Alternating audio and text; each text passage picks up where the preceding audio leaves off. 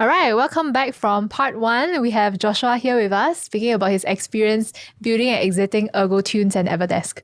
So Joshua, welcome back. Yay! So we're going to talk about the Louis, Mula. the Very mulas, interesting right? stuff. Yeah. So based on, of course, some of the websites, it states that you exited for 8.8 million US for 2 brands. Yeah. So could you walk us through what does that actually mean? Do you actually take home 8.8 cash, or how is the process like? Yes, it was a cash deal, but a lot of buyouts have a lot of different structures. Some big companies, they'll buy and they'll give you their shares. Some is all cash deal. Ours was an all cash deal. Yeah, so it's money transferred to your bank account Directly. Wow. Okay. But there was a earn-out period, so we had 1 year to hit a certain revenue target, and if that is confirmed, it unlocks the last percentage of So previously you mentioned you were drawing 2K to 3K salary, and then suddenly you have this huge lump sum in your bank, right? How was that like for you? Were you like, wow, one night millionaire? What kind of experience is that? Share with us. Yeah. when the money hit our bank, me and my co-founder said, okay, 6 months we don't touch. Oh, okay. Because we will do something stupid. That's a very wise advice. Yeah. And I think in the 3rd month, we are like, bro, I need to do something stupid. If not, I'll do something even more stupid. Oh, wow. So I bought a bicycle that cost $3,000. Was it what was that brand? Brompton. Oh, Yeah, I bought a Brompton. Yeah, But that is still a very mild. no.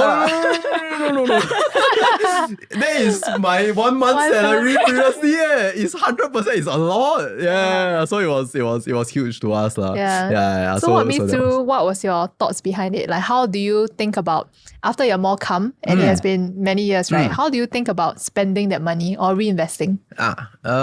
So fundamentally, the reason why I sold is to take care of the family, right? So I set aside some money and put it primarily into like fixed Ds, so it kind of pays for expenses. Then I put aside some fun money to like invest in my friends and do some crypto, which probably shouldn't, but yes. Yeah. So the way that I invested was more or less the same as prior to the acquisition. I then had enough money to buy a house and all those things. But I think the biggest shift I had when I was spending my money was, lucky I read the book called Die With Zero. I'm not sure whether you all heard of that book. That's a new one. Right. Yeah. So the fundamental concept is your most optimized way of living life is on the day you die, you have $0 left in your bank. Okay. Yeah. So that's the general concept, right? Okay. So if you have 4K left, means if your previous salary was 4K, it could be 1 month extra that you weren't working for somebody else. Right. So that was the general theory. Okay, that's a new perspective. Yeah. And inside the book, he introduced this concept called memory dividends, where the earlier you get to experience certain things, you get to experience that for the whole a longer duration period of your life, right? So there are key moments in your lives, I believe, that you will hold on to until the day that you die. You'll still talk about it. So after the acquisition, I was trying to create a lot more of these memories and experiences. So one of it was I went to East Africa with my wife to hike the hills to find the silverback gorillas. wow. Yeah. Oh, that's so fun. Yeah. So like it's an experience that I think firstly it's a bit costly, but we will remember it for a very long time. Do you manage to find the silverback gorillas? Yeah. So they were very close. They were probably like Wow. and it's not caged, so you're just like out in the open, right? You're just trekking. Yeah, so that was pretty fun. Wow. Yeah. Okay. So I'm trying to find more of these experiences. Yeah. So after that exit and now with the lump sum cash and you have your survivorhood kind of settled, right? What were you thinking of to plan for your next stage? Because after that, you serve your bond and that's about it, right? Yeah, bye-bye. The company brand is no longer with you. Yeah. So what was that thought process for you like? I was lost for a very long period of time. I'm not gonna lie. Okay. I think the the big mistake that I made was not telling myself that I'm gonna spend 2 years to rest. Oh, that was a telling mistake. yourself. Yeah. As in you didn't set it aside or?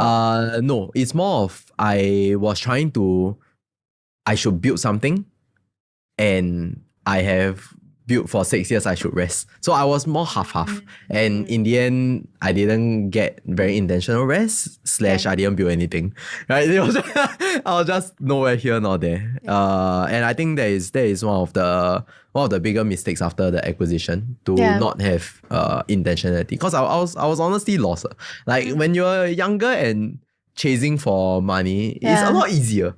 Because I see. there is a certain metric that you're chasing for, right? And you believe that once you get there, life will be great, right? And then once you get there, you realize what else is there to chase, right? Any additional money won't bring me incremental happiness. So what am I actually working towards if I actually want to work, right? At some point, money is a scoreboard. Right? You just want to tell people that your net worth is higher than other people, right? Does it essentially make you happier? May or may not be, right? Does it improve your quality of life? Not sure, right? Depends on what you quantify as it. So as I map down what quality of life means to me, I realized that it is I don't need that much, right? Then where else? If I want to build something meaningful, where should I go towards? And that is a lot harder to find. Like business opportunities, they are everywhere. Everywhere, right? Like you execute, you put your head down. I believe most businesses can reach $1 million a year, right? That's not really a problem. You want to find something that you're passionate about to work on, to build something that can impact people, bro. Tough. How many people know that much about themselves? Right? Most of the time they lie to themselves to say that I'm passionate about this industry. But are they really? Or is it because the money is good? Take away the money, will they still be there? Right? Yeah. There's this beautiful concept of ikigai, right? Your favorite concept. Yeah, it is ikigai, but I also wanted to touch on passionate because in the last episode, actually, we were just talking about this thing called passion, right? Okay. And our last guest was just sharing with us how passion has been misread or misunderstood. Right. So passion is more about what you are willing to suffer for than what you really love. Right. So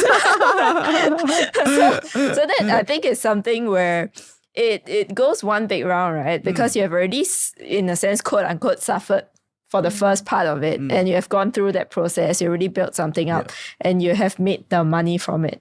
So then, how or where do you go about looking for this passion now? So I kind of look back into what are the things that makes me happy, and I'll start doing them first.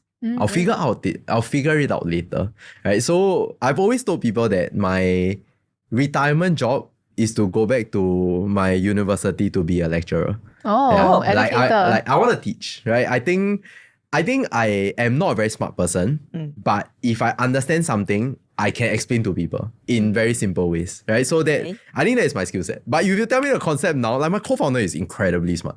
Like you tell him he like fully understands. I'll be like, why like this what thing?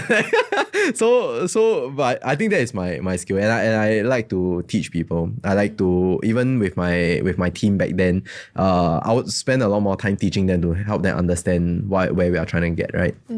So I actually tried to apply back to my university, and lecturer. They basically say I'm not suitable because Why? they asked me to go and study PhD.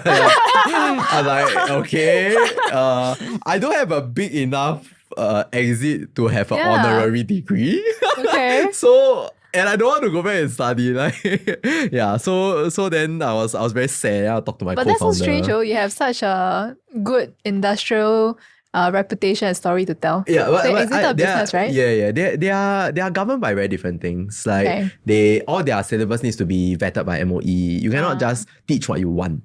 Right, so for me, after that whole experience, I was very sad. I was very down. I told my co-founder, my dreams are gone. I cannot go back just because I don't want to study. Should I go and study? Then he's like, bro, the past 4 years, what are the things that you learned that was from university? I was like, oh, no, not much lah, not much. I take a lot of courses online, or I pay mentors overseas. So then he's like, why don't you just try doing online? That's how the whole content thing came about. Yeah, doing content is not what I'm passionate about. But teaching people concepts and as long as one person feels that it's useful for their business, I'm happy.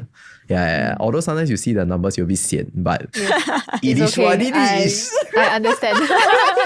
we understand. We are all in this journey, right?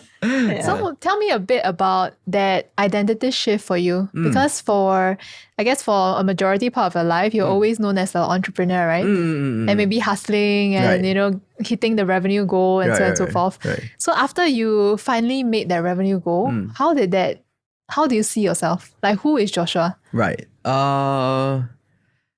I was trying very hard to shake away the identity of the founder of Ergotune. I made this promise, I think quite publicly, that by the end of the year, I will take away that from my socials. Oh. Yeah. Like at some point, the title itself. Yeah. Like take away that who am I actually, right? Then I think that will bring me back to before building Ergotune, that kid that doesn't mind trying anything and anything feels fun. Yeah, like I wanna go back to that stage where I think entrepreneur is a very big word. Right? I'm just a guy that likes to try new stuff, right? And if it works, then I find it fun. I find it fun to build a team together, go through hell together, and then come out victorious for a while. Like that's why I like. Yeah. And how do you get to that realization? Oh, I'm a kid that loves to have fun. I'm just between this period, I try a lot of new ideas. Like whether or not it makes money, it's secondary, right? I just like to question the way things are being done, and I admire people who have built things differently, who think of things differently. I hate it when people say this is the way things has always been. It gets on my nerves. Like, doesn't mean that it's right. Just the way things have been doesn't mean that it's right? So I like people that challenges the status quo. So I realized that I belong to that camp, that irritating camp that like everything was why cannot? So you like to test new things, but I'm curious to know also, do you actually start off with like in Simon Sinek's word, right? Start with why, right? And then you go about finding something that fits in there, or do you try many different things and then go like, hey, this is something interesting, and then I find the reason in there. Like, what is your philosophy? I think more of the latter. I believe that passion is found when you see some success. Like you work on something, you see some success, you suddenly be passionate about it. So let's say you're doing socials, right? You're trying to do content. If tomorrow you post a video, 2 million views, well, suddenly you fucking passionate.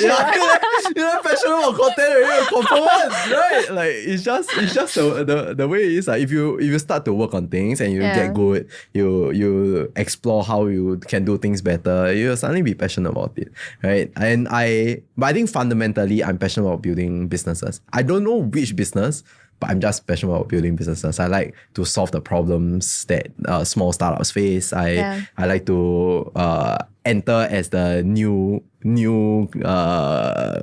guy in the market, right? Like, oh, people sell protein powder for 20 years already. All the big boys, bam, new age, right? Like how am I gonna win here? That's fun for me. Oh, okay, interesting. And based on that, right? So today is May, start of May 2025. So it has been about two and a half years since your exit. So what are you looking forward to right now? I currently have a community that I built on Telegram. It's up to 1,300 members. At first, I built the community because when I started doing content, a lot of people want to meet me for coffee. And I feel bad. Oh, okay. Like, because it's more, I feel bad because like if I say yes to you, I'm saying no to spending time with my wife. Right? Like it's prioritization. And I want to help more people. It's just one-to-one it takes a lot out of me. So I built a Telegram community where like, okay, if you have any questions, you go in there, when you ask something, you're not special, everybody can learn. Right? Now, when somebody asks me a question, 1,300 people learn about it. Whether you get value out of it or not, secondary. Right? Yeah. But at least like the learnings are shared. Right? There is nothing special and unique about your business. You can gatekeep all you want. Your ideas are not new. Right? The execution is more important. So with that community, I organized 2 events entirely free. Like just like it's not entirely free because like now I want to go to the community members' physical places. Then I pay to use their space. So like everybody make money all together. Yeah. So we just help each other kind of thing. So that's fun for me now. But I think with this I probably want to build something around community. I want to see how without considering what is currently out there in the market, what would a good community look like? Yeah, and that is something that I'm trying to figure out. Do you feel this is the future for businesses? I don't know, but I like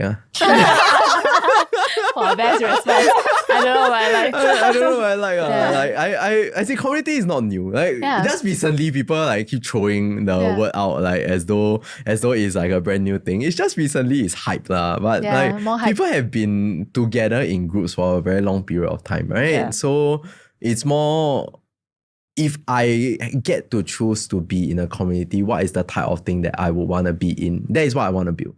Yeah. And I've been to a lot. And most of them I don't like it. I don't feel that I've gotten value. People have probably gotten value from those, but it's not the one that I want. Like I want to build one that I like. Yeah. I mean, we believe in that also. That's why we always host dinners. Yeah. So for all the podcast guests, which I'll invite you soon. Right. I was just asking like, why come they talk about this dinner thing? Like, how come I'm not invited? Hey, the dinner not bad it's at the new Ubin Seafood. Oh wow. Okay, it's one of our friends' place. Oh, nice. So they have like those kind of enclosed area. They just come at dinner. It's not very expensive. It's reasonable, right? Like $50 per pax. Right. But it's the connections in the room that brings it far. Right. Yeah. The people fun or not? Fun. Okay. With you more fun I don't like the ibito. No. Not definitely not that good. Yeah, it's a lot more casual. That's why we want it in a dinner setting instead of like a classroom. Then nice. Sounds fun. Yeah. Let me know. Yeah. I also want to go to your community. Okay. So let's talk about your next stage, right? Because on your socials, you declared that you're going to build the next 9-figure company. So that's the next stage of jump for you, right? Yeah. So at this point, where are you right now in the planning of it? Have you hit the ideation? Have you hit the proven to market? I hit the framework. Okay. So in my head, when after we exited, right? Yeah. One of the things that I regretted the most is not being able to give my employees more. Because they sacrifice a good part of their lives to understand what chairs are about. You're very nerdy about chairs. Yeah. So like all of them become chair expert, right? Lumbar, right? Your shoulder kind of like all of them become experts in it. But I want to build something where if we exit, everybody's a millionaire. Oh. Yeah, that's the dream. And I think in today's age, it will be possible because of AI. Yeah, like now the way that we hire is, if it can be done by AI, we will not hire for them, right? You want high value people that are working in a company that is always looking to 10x the business, and everything else that can be automated and outsourced to be automated and outsourced. So your small group of like 5 to 10 people is going to be all legendaries. Yeah. I want to say that this is also on my vision board. You see? Produce millionaires. Nice. Yeah, one of my my goal. Your vision board is your wallpaper. Yes. Very cool. Very focused. They say vision, you have to see your vision board every day. Right? I don't have vision board. Maybe I should build something. Yeah, why not? Then you will see your 9-figure come to pass. Yeah. And how many people do you imagine that 9-figure? 10. Oh, you're very fast. Yeah. 10 people, I was going to ask the same mil. question. And also, why 9 figures? Just a scoreboard. Okay. It's a scorecard. Like it doesn't really mean anything. Yeah. I think for most people, 30 mil is the cap. Oh. Yeah, 30 mil moves you from chasing after Miles' credit card to being able to buy without blinking an eye. I see. I think at 20-30 mil is around there. How do you get to this conclusion? You met 30 mil founders, is it? I use stupid ways of calculating, so don't judge me. Okay, share. So if you think average net worth of a person is average net worth of a person, let's say is 100K, right? 0.1% is their $10. So you think 0.1% of what is $2,000 because that's the price of a business ticket that will be spending $10 for them. I see. Yeah. Okay. Right. Well, it's still legit. That's a fair way of thinking. No, it's simple, right? That's what you're great at. Complex to simple. Yeah. But I realized that in your experience in Ergotunes and Everdesk, right, you already had the idea that I only have in-house capabilities for the thing that drives my business, the key levers, right? So you say, customer acquisition is key. That's in-house, everything else is out-house, right? So today, right, at the stage where AI automation is going wild in the market right now, right, how do you see that change in terms of how you hire and how you build the business? You need to know how to use AI. Yeah. Okay. So the whole company's SOPs, one of the documents will include all the prompts that work. Like how many people stores that, right? You just try, this one gives me the thing, then you don't do the final step, which is ask AI what is the prompt to get me here faster, right? You don't put it into a company document where, okay, if you are looking to generate this style of static image before after testimonials, use this prompt, upload these are the steps. Last time you do this for your operations, your customer service. Now you need to do it for AI. Yeah. So you get there faster. That's a great prompt. Yeah. How do I get here faster? Yeah. I never thought of that. Oh, right. It's a common way of like trying to, because you need to back and forth with AI very long before you get there. Yeah. Then you ask them what's the problem. I see. And do you feel that it's going to be D2C still? Unfortunately, it is. Oh, why unfortunately? D2C is hard, bro. It's hard, B2B is hard as well. It's hard. Like if I really want to chase the easy money, I'll go and build AI. Right? AI, like build a SaaS AI, indie SaaS that like probably can get a 10-20 mil valuation. Like it's very good. Like, why not build that? But product feels different. Like I know that AI changes people's lives, but there are small things in life that you use as products that you are fans of. And I think the ability to build that is freaking incredible. Like it really changes people's like life into like a physical object that you can touch and feel. Yeah, like it's just stupid. It's just lame. Like, I just like to build. I think that's your passion. Yeah. That's your passion. Yeah, but it's hard lah. Like everything needs the tooling. Need to pay supplier. Need to cash flow. Need to cash conversion cycle. There's so many things that you need to think about to build a successful thing. But I think if you can build it, it's pretty incredible. Oh, okay, very interesting. Yeah. But you also mentioned that F&B is not for you. So you know what is for you, unfortunately. You know what is not for you. Right? Are there any other industries that you haven't explored yet? That you feel, maybe quite interesting?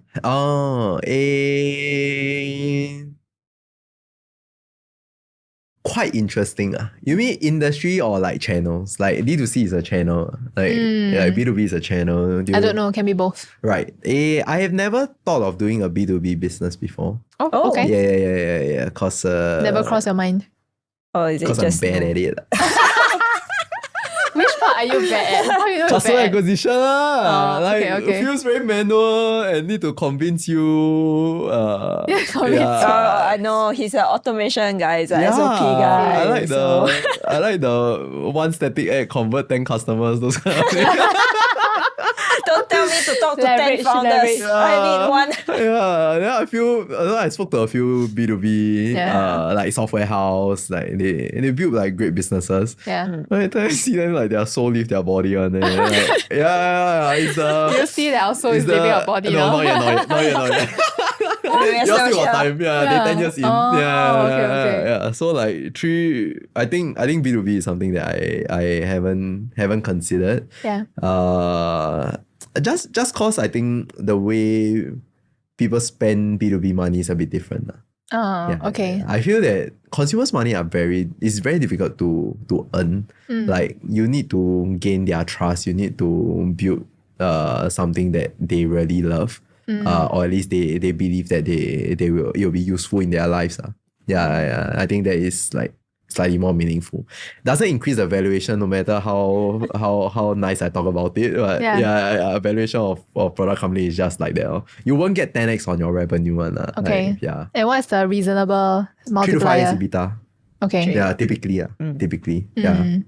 So going back to the idea of yourself, right, and where you want to go in the next chapter, what would you say is your mission now if you were to define it?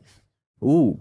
Currently with the community, Yeah. I want to build $100 million brands and 10 8-figure brands. Wow. Oh, very specific. $100 million $1 brands and 10 8-figure for the brands. community. Yes. And it's D2C. Doesn't matter. Oh, doesn't matter. Yeah, it doesn't matter. Okay. I think if you find people that are passionate about what they do, Doesn't matter the channel, right? doesn't matter the channel. I wanna be able to help them to get there. Yeah. Oh, amazing. Yeah. That's fun. I wanted to also ask, because we threw this word around quite a bit, what is the definition of business to you? Because you also say Solving help customers' them. problems. Mm. Yes, you have to be solving a problem. To me. Yeah. I realize you are very clear about interacting with customers and building trust and hearing about their feedback. And I believe that is your philosophy for Ergotunes and Everdesk. But how do you come to that point of realization where you make it so much so it's a company policy for every of your staff to go and speak to a customer at least once a quarter? Right. Firstly, recognizing that you're not building a company for you. You're building a company for other people, right? Like your job is to provide a product that they love, that they don't mind spending their hard-earned money slogging in their office for like 2 weeks just to pay for a chair. And like you owe it to them to build something that is great. Yeah. So I think a lot of founders, they build things for themselves that they want to use, which is not a bad thing. It's just you might be the only user, right? But if you build things for other people, then their opinion matters, right? You're not listening to their solutions, but the problems that they're facing, and your job is to kind of see how to fix that. Yeah, your job is also to stay in the game long enough that you can serve as many people as you can. Yeah. Long enough so they can serve as many people as you can. Yeah. But there's a lot of wisdom in one statement. Yeah, because sometimes when I tell people like you need to be customer obsessed, right? And the very typical troll answer is, oh, then you just give them for free. Then I'm like, I can give them for free, but tomorrow I won't be here. Yeah. So your job is to stay long enough for them to. It's Interesting. a sustainability Yes. as well that we are talking about. Yeah. I am reflecting. I need to speak more to my clients. Oh, for sure. Even though I'm speaking to them every week. All right. It's more like a different space where I come in and, hey, do you have any feedback? Let's discuss how we can make this better. Right. That kind of space, which is different, right? Asking good questions is a skill. Yes. You can read the book called Mom's Test. Mom's Test. Mom's Test. M-O-M or M-U-M? Yeah, M-O-M. M-O-M. I think. Yeah. It's they basically say that, certain questions, they just force a certain response, right? Yeah. You want to ask questions where they it explores things that they have confirmed before. So let's say before they engage you guys, what were they using before? Those are confirmed actions. Like future actions is more optimistic, right? But previous actions is confirmation of my actions. Yeah. So you wanna kind of anchor the right way to ask questions. I think you'll get a lot of value from there. Which we realized also because Ergotunes had very good Google reviews as compared to other brands, which you know in the market, right? So that kind of all ties in because you create from a cultural point of view that all your staff need to listen to the customer. And because of that, it reflects in your credibility, which is your Google review score. Yeah. And therefore having that long span of years and reputation in the industry. Like the headrest one, right? A lot of the influencers, because we use a lot of influencers, right? Like they would say in their video like, Ergotunes hurt us, and they actually changed it. Like, how many companies do that? Yeah. It's crazy. Hurt us, right? Yeah. Oh, one fun thing that we did, all our customer service agents, we give them $1,000 every month to buy anything for our customers. Oh, I've heard Oh. about something like that. Yeah. Gary Vee does a similar thing, right? And I think you'll be surprised the level of customer service in Singapore is pretty low. It's really pretty low. Like, Sadly, but yeah. Like how many consumer brands you know buy stuff that is not their stuff. Yeah, like you hear a baby crying behind, you buy a toy, then you just send to the customer. Yeah. And we don't even say it's from like Ergotunes. We say it's from the agent that you spoke to. Like we write her name. Yeah. It's very nice one. It's very nice one. And who do you think when their friends visit their house, who do you think like which product will they talk about? Right? They often talk about the toy that they receive, right? Like because nobody has done that before. And I just find it like super fun. Smart. Very smart. I think it's a great way to really, I don't even call it reward customers, but just to really be Human. in a line. Just be human. Just Just really just be know human. what they're going through and have something thoughtful sent to them. Yeah. It's incredible. Like there was a point where I switched like from just running a business to just being human. And I tried to share that philosophy with the customer service agents. Like things change. Like to hear the way that they talk about it. Like I tell them that, okay, you think about your salary now. Like imagine spending 25% of it on a chair.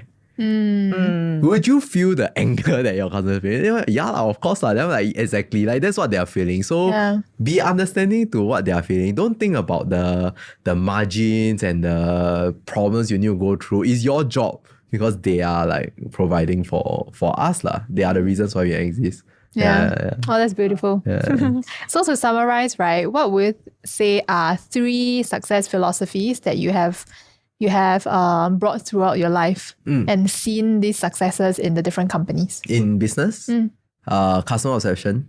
I think that's one. Second is run a profitable business. Okay. I don't know how to run those burn money business. So it's a different skill. Yeah. Third is your job as the leader is to direct the ship, to make sure the whole team moves in the same direction. And that is a skill on its own. Like everybody wants to have their own version of how to get there. Yeah. Your job is to guide them on like the direction that they're going towards. I see. Yeah. So is your job to write their path No, or let them figure on their own? no, it's like we want to go there. Yeah. You can take boat, you can take car, you can take plane. Up to you. You decide. You just highlight Yeah. where we the want goalpost we is want to lah. get there. Yeah, and I think that at least for us, it changed a lot of things. It gives us new perspective because we are not the ones doing the Excel anymore, right? We are not the ones talking to customers anymore. Yeah. When they give a suggestion, they know what is the customers going through. Our lens is just to help them to refine it. I see. Yeah. Okay. Yeah. Lastly, a message for business owners who are listening to this and are planning to exit their company for whatever reasons. Maybe tired already, want to retire or Taking care of family, maybe. Yeah, have different priorities. Yeah. Right. What would you say to them or advise them to plan for the right exit? Clean up your accounts. if you are like us, your accounts are probably messy. If you are planning for an exit, go and clean up your accounts. I think it can easily increase your valuation. Oh. Yeah. Like hire someone to clean up or you DIY? Yeah. Like Okay. do you have an accountant? Yeah. Oh yeah, we were Kakilai. Tutilai. Yeah. And any So, specific tip on cleaning up? I don't know, we didn't go through that process. Right. Yeah. But I think once you clean up your accounts, you will realize where you are over or underspending also. Right? And we became a lot during growth stage, you care very little about the small money, the you want Google Office account, just 你要开哦，8块开啊。Just keep opening, right? Some of the interns, the things still there.